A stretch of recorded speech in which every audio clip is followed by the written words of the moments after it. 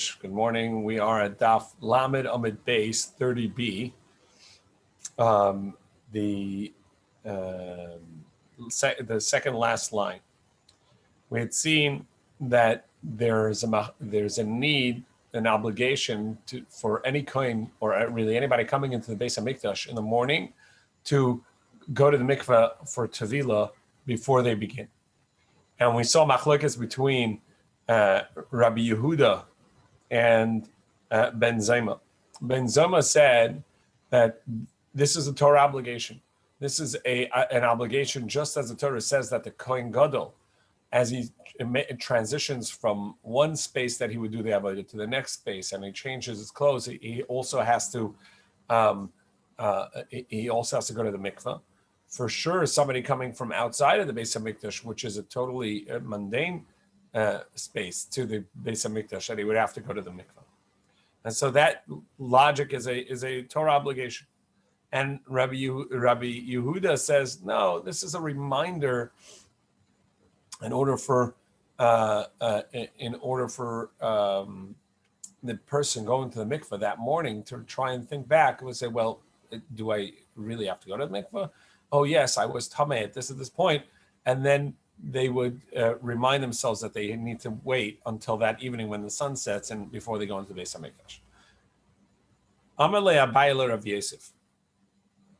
Rabbi said to Rav Yosef, Tvila zu, this going to the mikveh, according to Rabbi Yehuda, which is only required as a reminder for the person to say, oh, by the way, you're going to the you're going to the mikveh. Were you actually in tameh? Do you need this? So it's really not necessary as a mikveh, really as a reminder. And so therefore, perhaps even if the mikveh doesn't work, it would be okay. And so now on 31a, Lamed Aleph, Amid Aleph at the top, this rule that we say as a general rule that anybody going to the mikveh cannot have any barrier between themselves and the water, and therefore, they'd have to take out their earrings or make sure that their body is clean, etc. Do these chatzitzas apply to such a mikveh? Since after all, this mikveh is not necessary, and even if it didn't work technically, the main point is just as a reminder, and so therefore it'd be valid even if there's a chatzitza or not. Or we say no, once it's established, it has to be done correctly. Amalei, so he responded to him. Rav Yosef responded, indeed, called it Tikkun Rabbanan Kein Deraisa Tikkun. Whatever the enactment the Rabbanan made, and this is a rabbinic enactment, yes, it's true, it's a Rabbanan enactment, but they made it function and act like a Deraisa. So called it Tikkun Rabbanan Kein Deraisa Tikkun. They made it work like a Deraisa. So too over here, it's got to go to the mikveh, and a chatzitza cannot. It cannot be in place there. Yeah.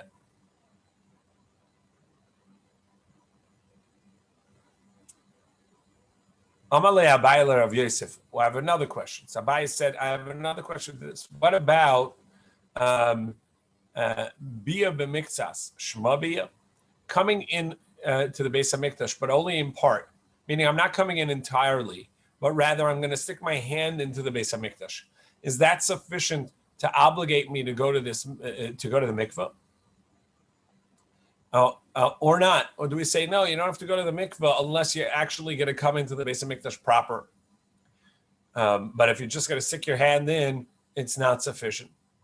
Amar Le said to him, well, we know that we can prove it from the Mitzorah. We talked about this the other day, that the Mitzorah, the Mitzorah needs to go to the mikveh. This is a leper, the tzaras. Somebody has tzaras is coming back into the community after the tumah. He has to go to the mikveh, and then he can go into the sha'ar nikanor, which is where he's going to stick his thumb in and his big toe in, and the oils and the blood of the carbon are going to go on his thumb and his toe. Now, he's not coming into the Beis Hamikdash, as we talked about then. The Shar Nikanor itself, the depth of the gate of that doorway, had not been sanctified to become part of the Beis Hamikdash. So the Shar Nikanor is outside of Beis Hamikdash space, and the only reason he needs to go to the mikveh is because he's going to stick his thumb in. So you see that Bia b'mikzas, even though that he's only sticking, he's not fully coming in.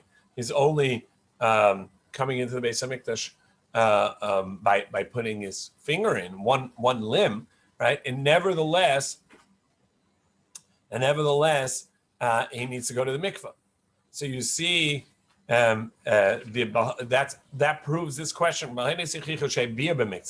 That's only partially coming to the Beis Hamikdash. But Tanya, we learned Mitzora Toivel v'Omer b'Shar Nikanor, that the Mitzora has to go to the mikveh, and then he can stand in Shar Nikanor in order to stick his finger in. And so you see that that's enough to obligate him in going to the mikveh.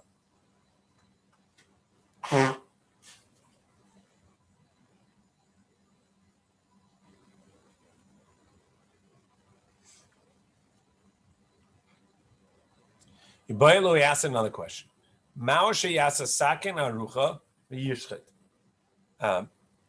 Can somebody avoid going to the mikveh, avoid going to the mikveh because he needs to go into the Beis Hamikdash and do avodah? What about if he doesn't go to the mikveh and he stands outside of the Beis Hamikdash, outside of the courtyard, and he's going to have a really long shchita knife and stick a hand in or the knife in and shecht it? Do we say that that's enough to exempt him of the mikveh? After all, he's standing outside, or no? Since he's doing work inside of the Beis Hamikdash, he's required to do mikveh. Now, the Rashi points out there's no question about the animal being kosher in such a way, because that we learned that the Torah says that the animal has to be lifnei Hashem in the Beis Hamikdash, before Hashem in the courtyard, but the shochet does not have to be in there. So technically speaking, this would be a valid form of avodah, as we talked about. The shochet, the shchita, does not have to be done by a kohen, and it can be done also outside of the Beis Hamikdash, or the courtyard. But is this enough to say that since he's outside of the Beis Hamikdash, he does not require, or outside of the courtyard, he doesn't require a mikveh? Or do we say, no, that's not sufficient? If you're doing avodah inside, then it requires a mikveh. And the Gemara is going to say that this question is not only according to Rabbi Yehuda, as Rashi explained in the previous two questions. This question could be even according to Ben Zoma.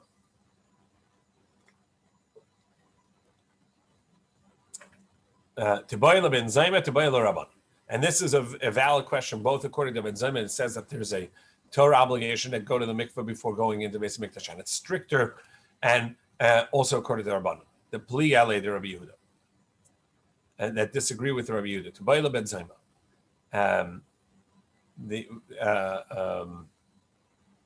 This is a question according to Ben Zoma. Ad kan le mechai Ben Zoma. Ben Zoma doesn't require this at all.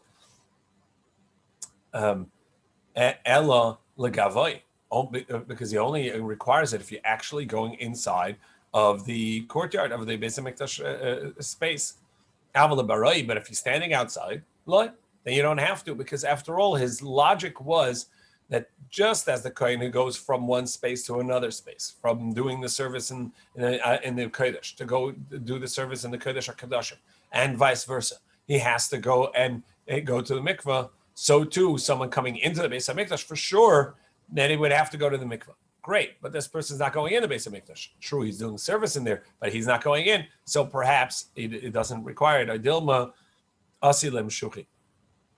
Or perhaps, no, still he would need to, on account of that he could draw himself in once he's doing work in the Beis Hamikdash proper. He may actually lean in and walk in and be obligated. And it's interesting that this would mean that this is a rabbinic mikveh, even according to Ben Zoma, who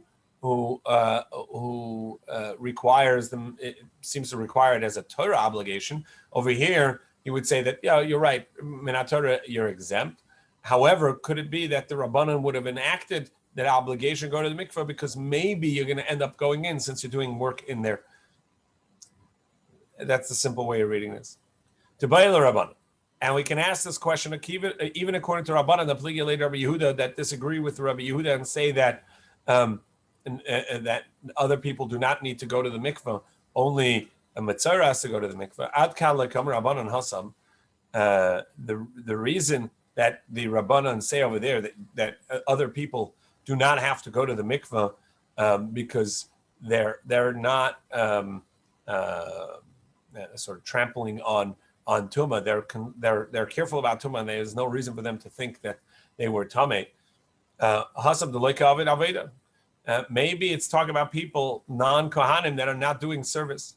Aval Hacha de Ka'avid Aveda. But over here, even though that he's not a Metzora and he's not a Kohen, so he doesn't have to go to the mikveh. Nevertheless, perhaps since he's doing avodah, he's actually doing the shechita in the Beis Hamikdash. Maybe that's enough to say that he should have to go to the mikveh first. Or perhaps we don't know, and there's no distinction. Teku. We don't have an answer to this question. Tishbi Yitaretz Koshis V'Yabayis, a question that remains unresolved. Now the Mishnah had said that the Kohen Gadol goes to the mikveh 5 times, and he washes his hands and feet 10 times on Yom Kippur. So Tana Rabbanan, Chamesh Tevilos v'Asara Kiddushin Tevel. Tana Rabbanan, Chamesh Tevilos v'Asara Kiddushin Tevel Kohen Gadol. He has to go to mikveh 5 times, and a Makadosh by B'Yom, and 10 times he's gonna need to wash his hands and feet. The Kula B'Kodesh, and they're all done in the Kodesh, in the Beis Hamikdash proper. The Beis HaParva, in the Beis HaParva, which is we mentioned in the Mishnah, the upper floor, the roof of a chamber that's on one of the 3 chambers, the middle chamber on the southern side of the Azara, of the courtyard. Chutz mirishayna. Besides for the first one, shahisa b'choil, that was actually done in the choil, meaning it was done in the non-sanctified area. Al gabe sharamayim, on top of the water, chamber. Sorry, gate. The water gate is where the water was brought in. Nothing to do with any recordings or anything. The water gate. And it was near his lishka, near the chamber where the Kohen Gadol lived, Lishkas Parhedrin. Besides for that, right near that was this mikveh, not made in over the Kodesh, not made in the sanctified area. So this was the place that he would go before coming into the Kodesh, and the rest of the day he'd go to the mikveh over Beis HaParva, which was in a sanctified area. Abaye says, from the fact that there's a mikveh above a gate in the Beis Hamikdash, and we know that each gate was 20 amas high, each doorway was 20 amas high, 10 amas wide, and you have a mikveh above that, and a mikveh has to be 3 amas. It needs to be 3 amas deep. So in order for that to happen, the water has to come in from a higher source, right? Because it can't be drawn water; it has to be natural water coming in. So where do you get a stream of water higher than that? Must be that ein itam, shma mina ein itam, which was a stream of water that would come from a higher area to the Beis Hamikdash in order to fill the mikveh. Gevay mikarka azaras, that means it is taller, it is higher up at a higher elevation from the azara surface for the floor. Esem avashalish amas, 23 amas, 20 amas for the gate, 3 amas for the mikveh, And if you have a mikvah above that gate, that's where the water would be able to come from. And Rashi points out that this is in the pasuk in Yoshua. It talks about the stream, and that it was higher, and ultimately the decision was to make the Beis Hamikdash not on that hill, but on the Temple Mount, on Har HaMoriah, on account of that the pasuk says Ben Kasefav Shachain, between the shoulders he lives, so not the highest place, but the second highest place, and so the water would come from Ein Itam, and that would give it coming from higher place, so it would have the ability to go directly into a mikveh that's 23 amas higher than 23 amas higher than the floor of the Azar. The Tanan, as we learned, as we learned that all the walls, all the doorways in the Beis Hamikdash were 20 amah. V'rachvan es amas, and its width was 10 amas. Chutz mishel ulam, besides for the ulam, the main sanctuary, the opening to the same sanctuary. And we've seen this before, which that doorway was 40 amas high, about 60 feet, and 20 amas wide, about 30 feet. So enormous doorways.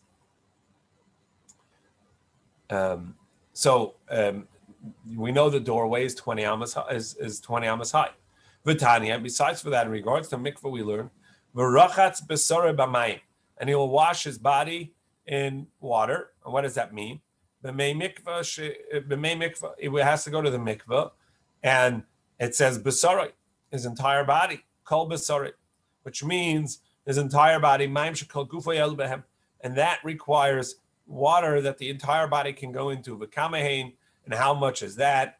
Amal amma, it is 1 amma by 1 amma, about a foot and a half by a foot and a half. B'roim sholosh amas, by the height of 3 amos. V'shira chachamim, and the chachamim measured that may mikvah arbayim sa, that the gathered water, the mikvah waters, would have to be 40 sa. Now, this is a lot of discussion here as to this 1 amma by 1 amma by 3 ammas. That means that a person, in order to go to the mikveh, would have to fit into a 1 by 1 amma, which is 1.5 feet, approximately by 1.5 feet, by 3 amma, which is about 4.5 feet, and that would be the amount of water needed. Now, obviously, you need a larger space than that, or at least higher, because of water displacement. So as soon as the person goes in, the water is going to go out, and then the water, you don't have 40 sa anymore because the water is going to run away. So we're talking about this, that the walls are higher, but the place for the water to come in is at 3 feet, because you need at least three amas, because you need at least 3 amas of water. And as the person goes in, it'll displace. Now, a person is also taller than 4.5 feet, and if 3 amas is about 4.5 feet, so as a person goes in the mikveh, 3 feet is only going to be 3 amas is only going to be most of his torso. And Tosfos over here points out that when we say a person is 3 amas, and we're talking about just the torso, the head would not be included. So really, a person is taller than that. However, as they go in, the water will displace and fill and go up above their head as well. So this is the concept of a mikveh is 3 amas tall by 1 amma, and so it's 3 cubic amas, and that is our ba'im sa, 40 sa water. And from the fact that you need a 20 amma doorway and a 3 amma deep mikveh, you're going to need a 23 amma height elevation above the mikveh. Now, technically speaking, even though that the halacha is that you need a mikveh, that a mikveh requires 1 by 3 amas, but it doesn't have to, which is 3 cubic amas. It doesn't have to be those dimensions. It could be that it's a 2 by 2, and so there's more space for the water, and a person's just going to have to get into the mikveh. As long as he can actually fit in, that's going to be okay. It could be many different dimensions. In fact, it could be a mikveh that's 1 amma high, 1 amma wide, 3 ammas long, and the person can lay in the mikveh, and that would also technically be a kosher mikveh if they can fit in it. So it doesn't really need to be 23, but since the mikveh was upright, so we know that it would have to be 23 on account of that the mikveh was upright in the Beis HaMikdash. In any case, so what 31b, Lamed Aleph on the base, the Gemara says, Va'ika amma tikra. We know that all the ceilings, all the floor and ceiling, all of the space, the ceiling, roof, ceiling and floor between each level needed a full amma of stone between in order to make it strong. So that would be over each doorway, you'd have an amma, which is 1.5 feet. And so you now have an additional amma besides for the 3 amma of mikvah and the 20 ammas of doorway. You also need 1 amma for the ceiling. The Gemara says, "V'amma maziva." You have an amma of the roof and the amma of the ma'aziva. The ma'aziva is the plastering and the ledge. The Gemara says, "Sharim Beis Hamikdash." The gates of the Beis Hamikdash, the doorways of the Beis Hamikdash, their lintel was made out of marble. Kivan the shishaninu, since it's made of marble, but mashu avdilo, it didn't require that thick of a roof, of a ceiling, of a floor, and so therefore, kivan the shishaninu b'mashu avdilu. So therefore, it didn't require, since it was less than an amma thick, it didn't need that much. So it was strong with just a little bit, which with a thinner stone, and so therefore it doesn't measure it. So what? It says, okay, so it wasn't a full amma thick, it wasn't 1.5 feet, but it would have been a few inches thick. Va'ika heich mashu, but it was something. Kiva de lehava amsa, yes, but if it's less than an amma, lechashavlu, he didn't count it. So you're right, it would be 23 and change that height, but since it's not a full amma, it didn't mention it, so it's 23 plus that the Ein Itam stream was higher than the Beis Hamikdash, so that the water can come in, and you need a little more anyhow because you need the angle, and indeed it was a little higher as well. As long as it wasn't a full amma higher, it didn't mention that amount. Okay, so now the Mishnah said that he would go to the mikveh in the morning, and in order to give him privacy for the mikveh, that he would have some kahanim that would hold up a linen around him so that he could unclothe himself and go into the mikveh. So Mashna Shabbutz, it says that this cloth was made of linen. Why did it have to be linen for for the separation? It can be any material. Kedamar Rav Kana, as Rav Kana said, and later Wasir Rav Kana says this, that so you should remember that the service of the day is with linen. Now we understand that he would do that later when he was actually changing into linen. Over here, even though he wasn't changing into linen, but nevertheless, in order to remind him that, by the way, remember, today's avodah has special things. Generally, the Kohen Gadol only wears the golden garments. Here, in order to remember that, no, some of the avodah is done in linen already at the first mikveh, before he even goes into the linen garments. He's going into to the golden garments. Nevertheless, to remember that their avodah of the day of Yom Kippur is in linen garments, they would have the separation, the separation cloth also of linen.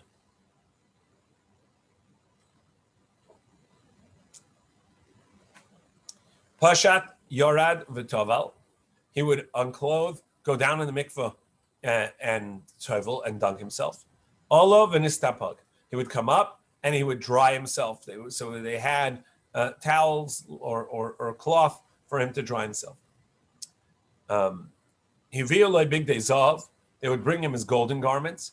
V'lavash, and he would then put them on.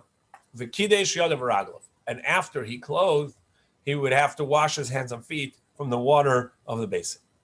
So that's the preparation, all the preparation needed. And now he begins the avodah of the day.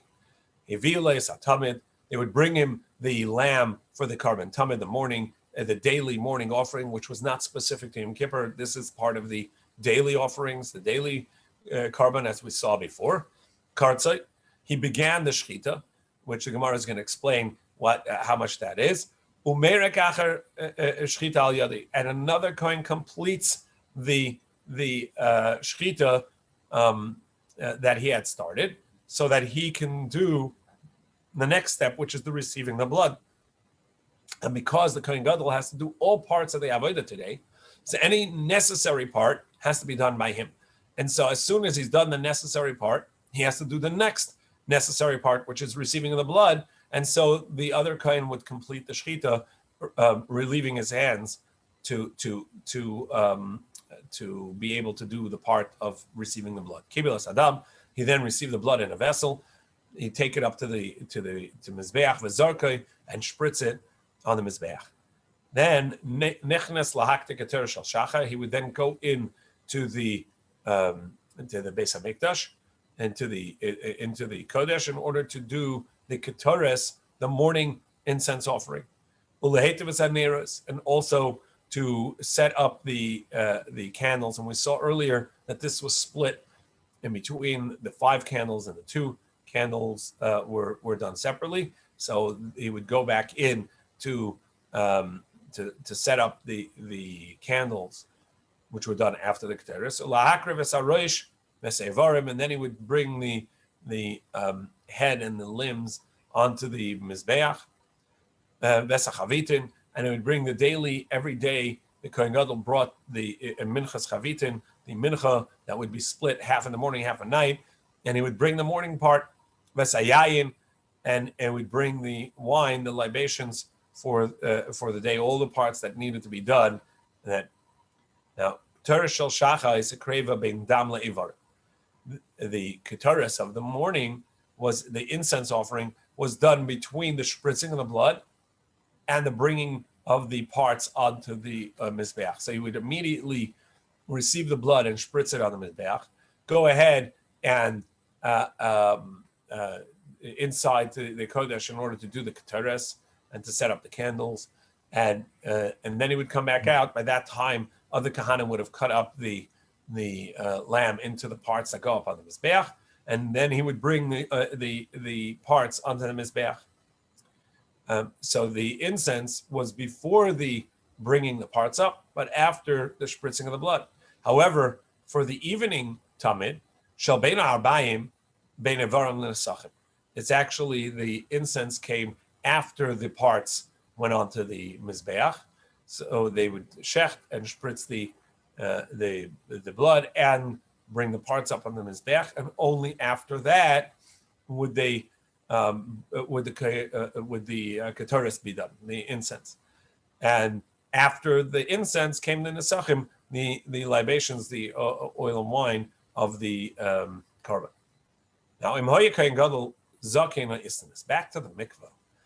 Now, this mikveh is cold water, and it's in a stone cold building, and it's early morning. So this is not the most comfortable mikveh to go to. It'll wake you up, but it's hard. So if the Kohen Gadol was elderly, or he was just too uncomfortable with how cold the water was, so before Yantiv, before Yom Kippur, they would heat up water, and they would put it into a indent on the side of the mikveh, and let it warm the mikveh, and let it go into the mikveh and warm the mikveh that morning, so that he could at least, even though it's not going to be that hot anymore, but nevertheless, metilim techatzayin, you put it into the cold water, kadesh tafik tzinos, and at least it would get rid of some of the cold. It'll take away the bite from the cold mikveh that he would have to go into. Now, for the next Gemara, we need a little introduction. Soon we'll see in Machlokes, the Torah says uh, the Kohen Gadol will take off his garments. He will go to the mikveh, and then he will go back and put back on the garments that the Kohen Gadol is supposed to wear to do the rest of the service. Now, it says over there, v'rochatz, and he will wash.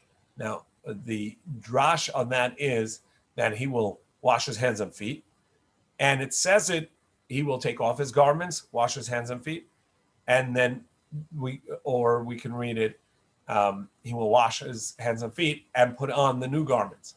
So you have the wash between taking off the garments and putting on the garments. So the drash is that actually it's going on both. You have to wash your hands and feet once for taking off the garments and once for putting on the garments, which is how we get the 10 washings and the 5 mikvahs. So Rabbi Meir and the Chachamim disagree in how to compare these two. What's clear is that the washing of hands and feet are going to happen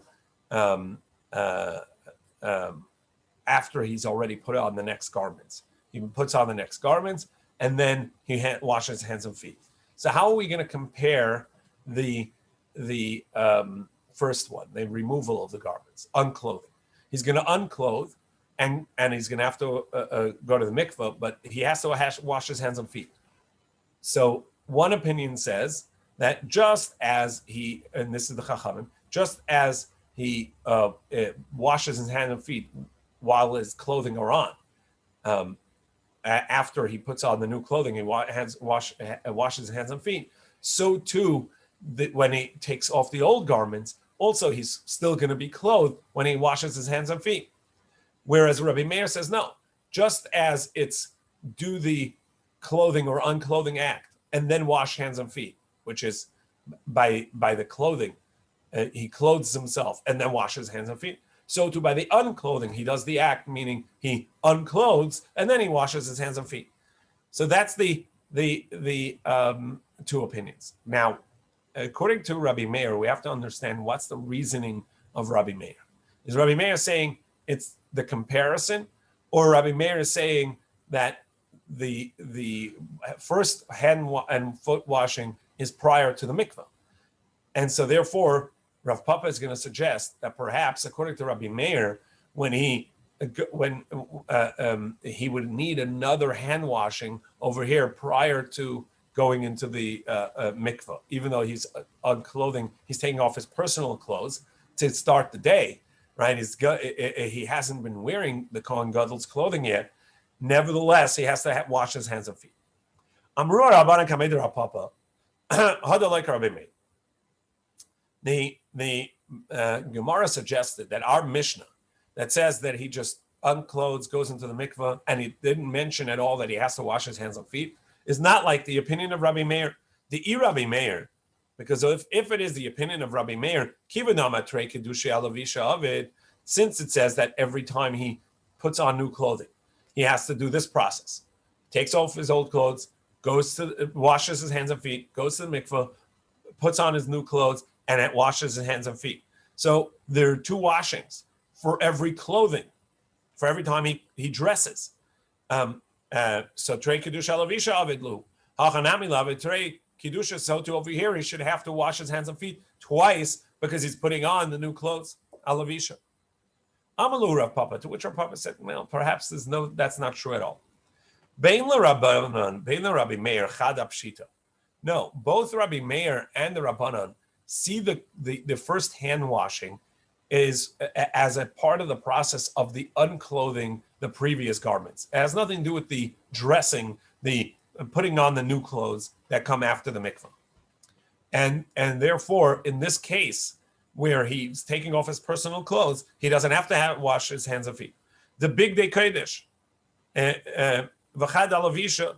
So one is for taking off the garments, and it has to be that he's taking off the holy garments, and one is for putting on the new garments. So here the basis is this machlokes.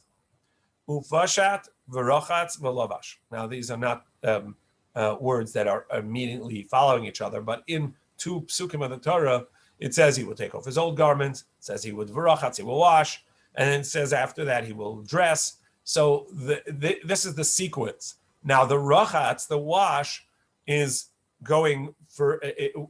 referring to the previous pasuk, which is that he will take off his garments, and it's referring to the coming part, which is that he will put on the new garments, and he has to wash. So he has to wash for each part. Rabbi Meir Savar and Rabbi Meir is of the opinion makish pshita levisha, that we compare the washing of the hands for the taking off the old garments, the previous garments, and putting on, and the washing for the putting on the new ones, that they are going to be compared in this manner.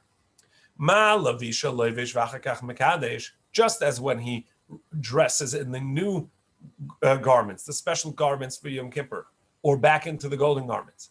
He first puts them on, and then he washes his hands. Af pshita, so too in the part where he washes after unclothing, also it's going to be af pshita paishet. He first unclothes. He does the mitzvah that he's about to do, and then he washes his hands. However, Rabbanan Savri and the Rabbanan say no. The proper way to compare this is the other way around.